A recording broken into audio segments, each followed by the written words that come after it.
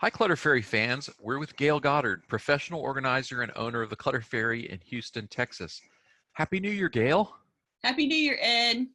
I know that a lot of you are thinking about New Year's resolutions right now, and so I thought that I would try to support that effort by giving you some brain and behavior science-based solutions to help you achieve successful resolutions and successful habit change. So we're going to give you some suggestions about that. The first one is that you want to try to create a new habit that will help you be more organized.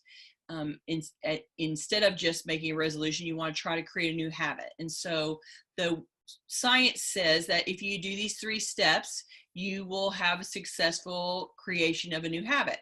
So step number 1 in that process is to pick a small action. So a lot of us write our New Year's resolution and we say, I want to organize the house. That is a way too large scope of a resolution. You need the action to be much, much smaller to create a new habit around it. So organize the house is too big. So instead, think something smaller like, I want to process the mail when I come home from work before I change my clothes. That's a new habit. That's a description of a small action to take that's towards your organizing goal that makes it possible to actually make this habit change. So that's small enough. Step 2, you want to attach the new habit to an existing habit that's well established. So in this example, you might be coming home and changing your clothes when you get home. You come home from work, you change your clothes, and then you go do stuff. And if you associate changing your clothes as the trigger to then processing your mail, then you've attached your new habit of processing the mail to your old habit of changing clothes. That way they're linked in your mind and it serves as a trigger to remind you to go, okay, I'm taking my clothes off. I need to go process the mail. So the third part is to make this really easy, make it super easy to do in the first week.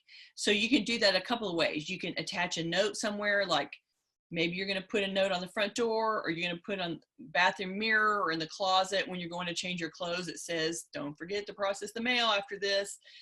That's one thing that you can do. You can also support the execution of the processing, like you want to have a trash can and you want to have a shredder, and you want them to be close by so you can go stand over a trash can or recycle bin and a shredder, and as you're taking your mail to process, you can shred the 2 pieces and you can throw some things in recycling, and it makes it super easy for you to do. Maybe you need a bill box to set up so that you have a place to park the bills when they come, whatever comes in the mail, and you're going to go put the bills for processing later because you're not going to pay them right now. So if you had a bill box and you had a shredder and you had a trash can set up and you have a note somewhere, those are all things that will make it easy for you to do this new habit.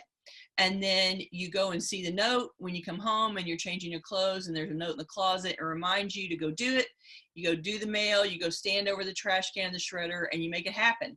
And the science says that you only really need to repeat it 3 to 7 times for the new habit to stick. So in essence, it's saying it only takes a half a week to a week of you consistently doing this habit for the new habit to stick.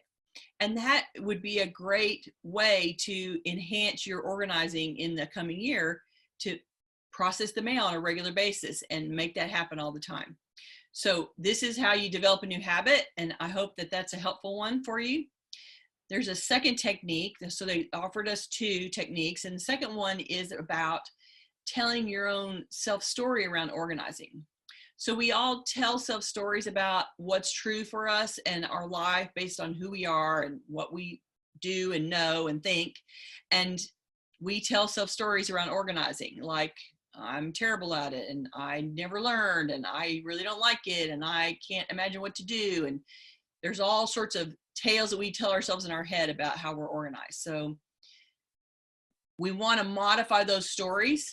And if you modify those self-stories, you can create long-lasting behavior changes, and there's science to support that. So the technique that I saw that suggested about how to change that was a 2-step version. One, you write out the story that you tell yourself and that you tell other people about how you are with organizing. So write it out. I'm terrible at organizing. I hate organizing. My parents never taught me about organizing. I'm completely overwhelmed. I don't have the skill set. I don't know what to do. I'm never going to make it. There's all these things that you think, and you want to write them down as a self-story on a paper. It's, you know, it's a form of journaling, but you're basically telling the tale in written form that you always tell yourself already. Then this trick after that is to then go back and write a second story.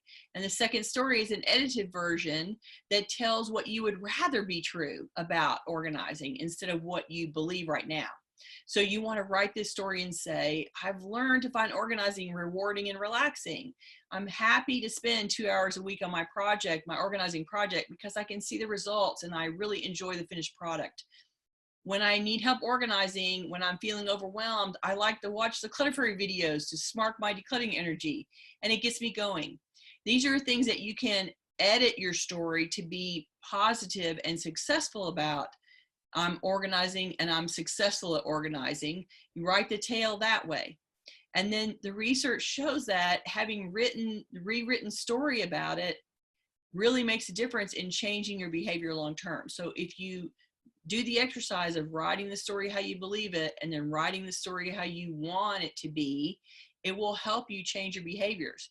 If you do that in conjunction with changing habits as well, you will find that you have been very successful. This time next year, you will be a much more organized person and you will be super happy about it. We got the idea about these behavior modifications from an article in Psychology Today, and we're going to put that link down in the description of the video on YouTube so that you can look into it a little bit more if you'd like.